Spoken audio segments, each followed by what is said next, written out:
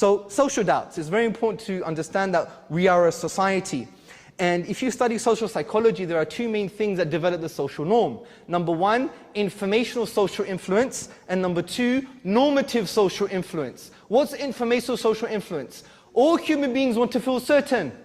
Now, if I don't feel certain about something, for example, God's existence, proof of Quran, Muhammad sallallahu alayhi wasallam, I'm going to go to my subgroup to find that certainty.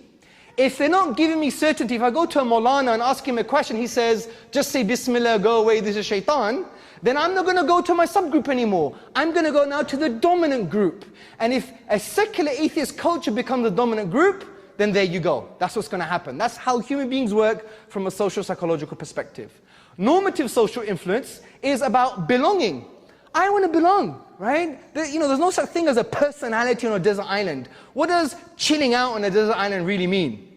Well, you're on your own, right? What does being compassionate really mean on a desert island? You have to relate to something. As the famous wise sage Bruce Lee said, to be is to be related. We know ourselves through our relationships, right?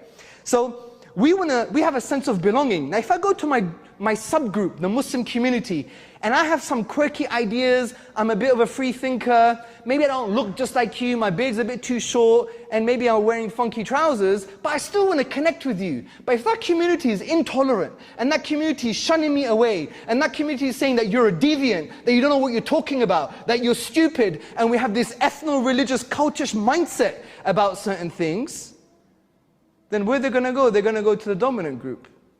Reap what you sow, brothers and sisters. Don't get me wrong, we have our positions. We believe in classical Islam, we believe in orthodoxy. But we have to know how to apply that in the 21st century with all of these differences, so we bring people closer to Allah, not to push them away. So the way to do this, to facilitate this, is to fundamentally change our discourse, fundamentally change the way we're structured in our societies, and stop treating Islam like an ethno-religious cult, and make people realize that Islam is not just an abstract belief. Islam transcends the belief. In philosophy, a belief is very mundane. This is a microphone. Islam is not equivalent to saying that this is a microphone. Islam transcends belief from the point of view that Islam is a form of knowing that changes your heart, changes what you say and how you relate with yourself, how you relate with others, and how you ultimately relate with Allah subhanahu wa ta'ala. Islam changes your state of being, your state of becoming, because we're not human doings, we're human beings.